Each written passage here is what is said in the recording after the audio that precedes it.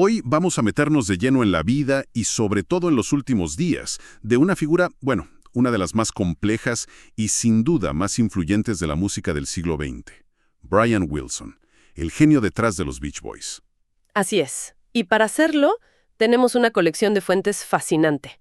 Por un lado, los anuncios oficiales de la familia, llenos de dolor, pero también los datos fríos de los informes que citan su certificado de defunción. Y además, documentos legales, la tutela y testimonios muy emotivos de la gente que lo rodeaba. Exacto. Compañeros de banda, familiares. El objetivo es usar todas estas piezas para armar el rompecabezas. Queremos entender esa dualidad de su existencia, ¿no? Por un lado, el genio musical que redefinió el pop, y por otro, el hombre que libró una batalla interna devastadora casi toda su vida. Y todo esto nos lleva, claro, a las circunstancias médicas y legales que marcaron su final. Y lo que es realmente notable aquí es que la historia de Brian Wilson es una intersección brutal entre la creatividad en su estado más puro, la enfermedad mental en su forma más cruda y la presión de la fama. O sea, las fuentes no solo nos dicen cómo murió, sino que nos dibujan el mapa de ese camino larguísimo y muy complicado que lo llevó hasta ese último día. Bueno, empecemos entonces por el final, por el hecho concreto. Brian Wilson falleció el 11 de junio de 2025 a los 82 años. Sí.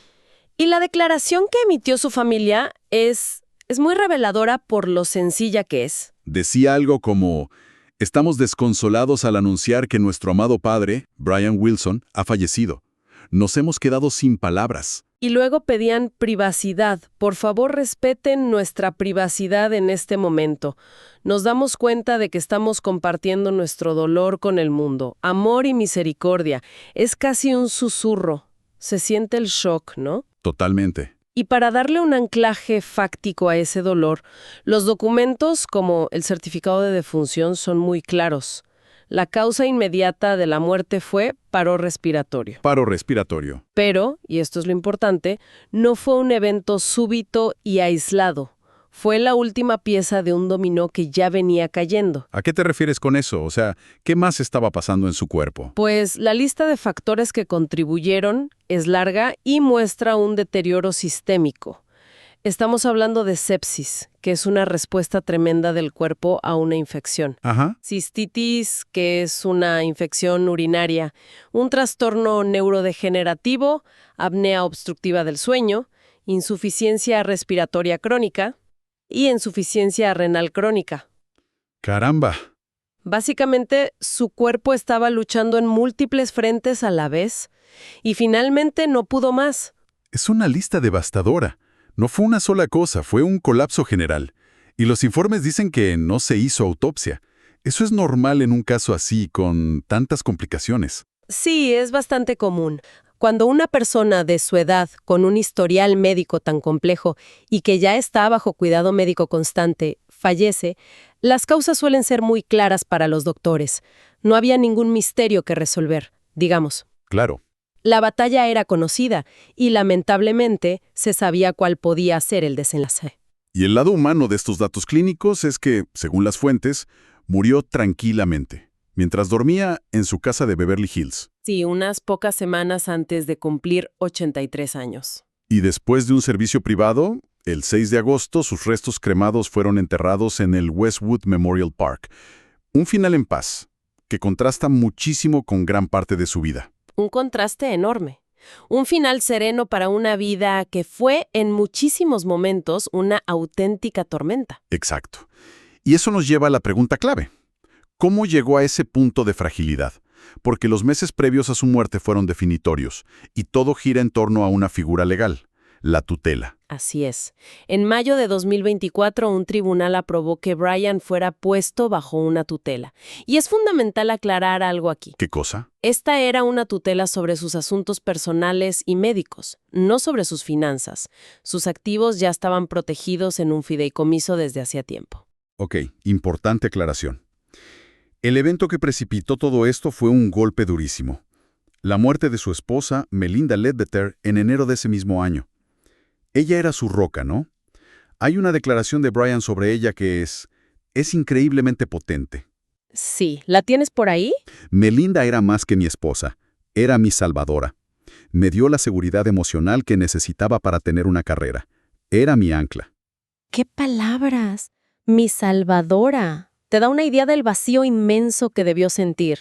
Era su ancla y de repente ya no estaba. Claro, Durante décadas, ella fue la persona que gestionaba su cuidado, sus médicos, su vida diaria. Con su ausencia, se hizo evidente para todos a su alrededor que Brian necesitaba una estructura formal para garantizar su bienestar. ¿y quiénes asumieron ese rol? ¿Quiénes fueron los tutores? Fueron dos personas de su círculo más cercano y de confianza. Su publicista de toda la vida, Gene Sievers, y su gerente de negocios, Lee Ann Hart. O sea, gente que ya estaba en su vida. Exacto. Y la familia apoyó completamente esta decisión. Declararon que ellas simplemente iban a continuar el plan de cuidados que Brian y Melinda ya habían establecido juntos. Se buscaba estabilidad, no control. Y la necesidad médica, la que justificó todo esto, se hizo pública en documentos judiciales. El diagnóstico era claro y muy duro. Un trastorno neurocognitivo mayor, que en términos que todos entendemos es demencia. Demencia. Y si conectamos los puntos con las declaraciones de su médico, el cuadro era preocupante. Se describía a un Brian incapaz de gestionar su propia medicación, que perdía la atención rápidamente, y que a menudo decía cosas incoherentes o fuera de lugar. Era la imagen de una mente brillante que se estaba apagando, que ya no podía encargarse de las tareas más básicas para su propia supervivencia. Y a esa condición, a la demencia, se le suma otra capa. Su compañero de banda, Al Jardín, comentó algo muy interesante. Sí, lo leí. Dijo que la salud de Brian se vino abajo de manera muy notoria después de la última gira que hicieron en 2022. Ajá. Jardín cree que Brian sufrió los efectos a largo plazo del COVID-19 y que desde ese momento se volvió una persona distante y silenciosa. Es que es la tormenta perfecta, ¿te das cuenta? Tienes el declive cognitivo de la demencia, el posible impacto del COVID prolongado y en medio de todo eso, el golpe emocional de perder a la persona que era tu centro. La situación era insostenible. Totalmente. Y la tutela fue la respuesta para intentar darle un final de vida lo más digno y estable posible. Y para entender por qué fue necesaria esa tutela, por qué un genio de su calibre terminó así tan frágil, es inevitable mirar la película completa de su vida. Porque siempre fue una historia de contrastes extremos, ¿no es así? Totalmente. De un lado de la balanza tienes al genio musical casi sin parangón, el arquitecto del sonido californiano. El hombre que competía de tú a tú con Lennon y McCartney. Exacto. Pensemos en Pet Sounds, un álbum que cambió las reglas del juego para siempre, o en la complejidad de Good Vibrations. The Beatles lanzaban Sgt. Pepper's y Brian respondía con algo igual o más innovador. Se empujaban mutuamente a la grandeza. Pero en el otro lado de la balanza estaba el tormento. Un tormento que empezó muy, muy temprano. Desde la infancia, su padre, Maury Wilson, era una figura terrible. Fue su manager, sí, y quien los impulsó al éxito, pero también era un abusador físico y psicológico. Y luego, en 1964, en pleno apogeo de los Beach Boys, Brian sufre un ataque de nervios en un avión. Un colapso tan severo que tomó una decisión radical. Nunca más saldría de gira. Se convirtió básicamente en un recluso del estudio de grabación. Y es ahí, en su santuario creativo, donde su mente, que creaba esas armonías celestiales, también se convirtió en su propia cámara de tortura. Exacto. Fue diagnosticado con trastorno esquizoafectivo. Y es importante entender lo que esto significa, porque es una condición brutal que combina síntomas de esquizofrenia, como las alucinaciones, con síntomas de un trastorno del estado de ánimo, como la depresión o la manía. Es una guerra en dos frentes dentro de tu propia mente. ¡Qué terrible! A Brian describía cómo oía voces a diario. Alucinaciones auditivas que lo acosaban, que lo insultaban y le decían que no valía nada. Imaginar eso mientras intentas componer God Only Knows es escalofriante. Y eso, sumado al abuso de drogas y a largos periodos de aislamiento, lo llevó a un deterioro físico extremo. Sí, con un aumento de peso masivo. Se convirtió casi en una sombra de sí mismo. Y en ese momento de máxima vulnerabilidad, en los 80s, aparece una de las figuras más polémicas de la historia de la música, el psicólogo Eugene Landy. Landy, Su control sobre Brian fue casi absoluto. Los documentos y biografías describen cómo manejaba su dieta, su medicación, sus finanzas, incluso su música. Llegó al punto de figurar como coautor y productor en los discos de Brian. Increíble. Y esto nos lleva a una reflexión clave sobre el control y el cuidado. La intervención de Landy fue, en esencia, una primera forma de tutela. Pero una tutela completamente controvertida. Y según dictaminaron los tribunales y la familia, explotadora. Lo aisló de sus seres queridos para controlarlo por completo. O sea que tuvo 2 tutelas en su vida, pero que no podrían ser más opuestas. Una para explotarlo y la otra, décadas después, para protegerlo. ¿Qué nos dice eso sobre su vulnerabilidad? Nos dice que era un alma tan extraordinariamente dotada para la música como frágil para la vida cotidiana. Su genio lo hacía valioso, pero su enfermedad lo hacía manipulable. El contraste es brutal. La tutela de Landy fue una toma de control que lo convirtió en un prisionero. ¿Y la de 2024? La de 2024 fue una acción consensuada, impulsada por el amor, diseñada para protegerlo y permitirle vivir sus últimos días en la comodidad de su hogar. Es la misma herramienta legal usada para fines diametralmente opuestos. Y a pesar de todo ese control, de toda esa vulnerabilidad y dolor, cuando finalmente murió, la reacción del mundo demostró que lo que perduró fue el amor. La oleada de tributos fue masiva. Y especialmente conmovedora por parte de quienes lo conocieron mejor. Al Jardine, su amigo desde la secundaria, dijo algo precioso. ¿Qué dijo? Está reunido con Carl y Dennis cantando esas hermosas armonías de nuevo. Se refería a sus 2 hermanos, también miembros de la banda, que murieron años antes.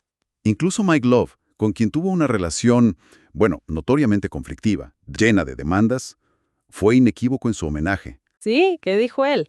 Brian Wilson no era solo el corazón de The Beach Boys, era el alma de nuestro sonido. Y claro, el dolor de su familia, expresado por su hija Carney.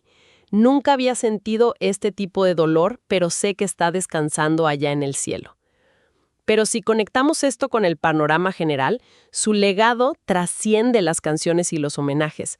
La vida de Brian Wilson se convirtió al final en una de las más grandes historias de perseverancia de la música. ¿Su capacidad para seguir creando? A pesar de las voces en su cabeza y de la gente que intentaba controlarlo, es asombrosa. Y el mayor símbolo de esa perseverancia es, sin duda, el álbum Smile. Exactamente. El hecho de que en 2004, casi 40 años después de abandonar ese proyecto en medio de un colapso mental, fuera capaz de volver a él, completarlo y presentarlo al mundo, es un acto de redención artística y personal casi milagroso. Es un testimonio increíble de la resistencia del espíritu. Sí, sintetiza perfectamente quién era. Un artista que extraía la alegría más pura y el optimismo más radiante de un lugar de profundo tormento personal. Y esa lucha es lo que hace que su música se sienta aún más luminosa. Sin duda, la alegría en sus canciones no era ingenua, era una alegría conquistada. Una alegría que tuvo que luchar contra la oscuridad para poder existir. En resumen, lo que vemos en estas fuentes es que la muerte de Brian Wilson fue el final clínico y tranquilo de una vida que fue cualquier cosa menos eso. Una vida marcada por la creación brillante, una fragilidad mental abrumadora y una batalla constante por el control y el bienestar. Una batalla que, irónicamente, concluyó con una estructura legal diseñada no para explotarlo, como en el pasado, sino para protegerlo y darle paz. Y todo esto nos deja con una reflexión final para quien nos escucha. La música de Brian Wilson es, para millones, el sonido del verano, de la juventud, de una inocencia casi perfecta. Ahora sabiendo con este nivel de detalle sobre el abuso, la enfermedad mental, el dolor insoportable que sufrió para crear esas melodías, ¿cómo cambia eso la experiencia de escuchar God Only Knows o Wouldn't It Be Nice? Es una gran pregunta. ¿Le añade una capa de belleza trágica a la música? ¿O hace que la alegría contenida en cada nota parezca más que nunca un auténtico milagro?